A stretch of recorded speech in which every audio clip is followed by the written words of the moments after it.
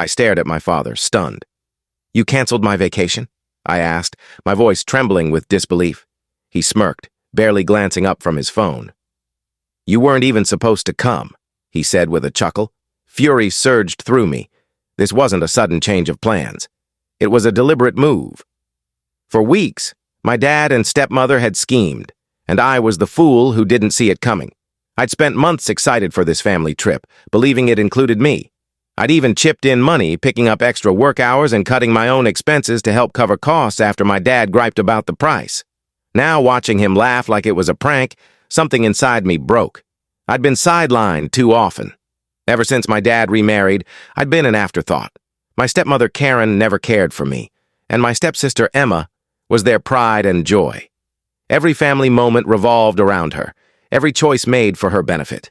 If I dared complain, I was labeled ungrateful or overly sensitive. But this was a new low. They'd taken my money, let me think I was part of the plan, then excluded me without a second thought. My dad snickered again, shaking his head. "Don't overreact," he said, still glued to his phone. "We just figured you wouldn't like it. Besides, Emma wanted this to be a special trip for just us three." The three of them. Like I wasn't part of the family. Like I was just a nuisance they tolerated when convenient. But if they thought they could brush me off, they were mistaken. I took a deep breath, keeping my voice calm. "Fine," I said. "Have a great trip." My dad barely nodded, dismissing me like I was a kid throwing a fit. What he didn't realize was that I held more power over their vacation than they knew. Since I'd contributed money, my name was on several bookings, hotel, car rental, even some activities, all linked to my credit card. If I wasn't going, neither were they. I started by logging into the hotel's website and canceling the reservation. Then I called the car rental agency, claiming suspicious activity on my card to void the booking. The planned activities? Gone. I even contacted the airline, and since I'd originally booked the tickets, I secured a refund for my share. It wasn't much, but it was enough to derail their plans. The best part? I did it all the night before their departure. By the time they reached the airport, they'd have no hotel, no car, and no activities waiting. The next morning, my phone exploded with missed calls and furious texts.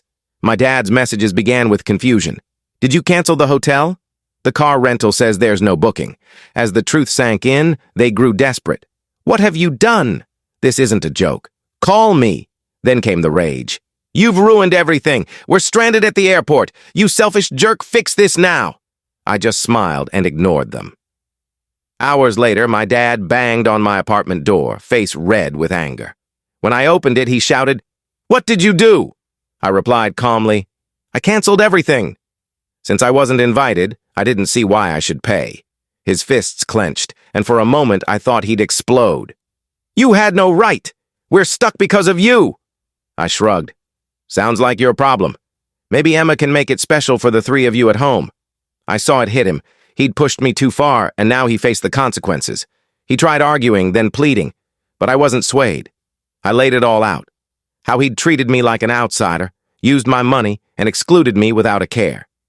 Now they were getting a taste of their own medicine. He stormed off, fuming, but I felt unshaken. For once, I was in charge. But the story didn't end there. The aftermath of canceling their trip was even messier than I'd expected, and I relished every moment. My dad, Karen, and Emma were livid. They had no backup plan. Their 2-week getaway was ruined, leaving them stuck at home stewing in frustration. My dad thought he could bully me into fixing it, but I'd ensured there was nothing to salvage. The hotel was fully booked.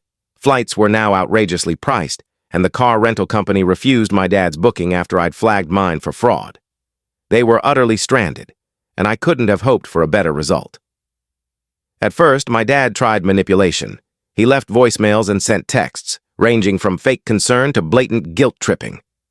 "You've torn this family apart," he wrote. "Emma's heartbroken. This was meant to be our special time." Oh, like it was supposed to be special for me before they cut me out. I didn't respond, letting them wallow in their mess. Then Karen chimed in, playing the caring stepmom for the first time ever. "I thought we were bonding," she texted. "I was starting to see you as family, but this was heartless." Heartless? Taking my money and sidelining me wasn't heartless? I ignored her too. Emma was the most entertaining. She didn't bother hiding her entitlement, sending a rambling voice message about how I'd destroyed her dream vacation. I laughed and deleted it. She'd spent years as the favored child, getting everything at my expense. Maybe this was her first real taste of disappointment. Good. A few days later, my dad showed up again, less angry and more desperate. "I get that you're upset," he said, acting like he was the one wronged. "But wasn't this a bit extreme?" I raised an eyebrow. Extreme? Like using my money and then telling me I wasn't invited? He flinched, caught off guard by my bluntness. "It wasn't like that," he stammered. "We just thought you wouldn't want to come." "You didn't ask," I fired back. "You let me believe I was included, then dropped me." He rubbed his face, frustrated. "Okay, I screwed up. Can we fix this? Plan another trip? Include you this time?"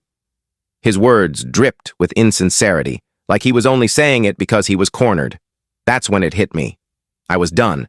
Done chasing a place in this family, done begging for their approval, done playing a losing game. I smiled, shaking my head. "No thanks. I'll spend my money on something for me." He looked shocked, as if he expected me to fold. But not this time. Not ever again. That moment shifted everything. I stopped trying.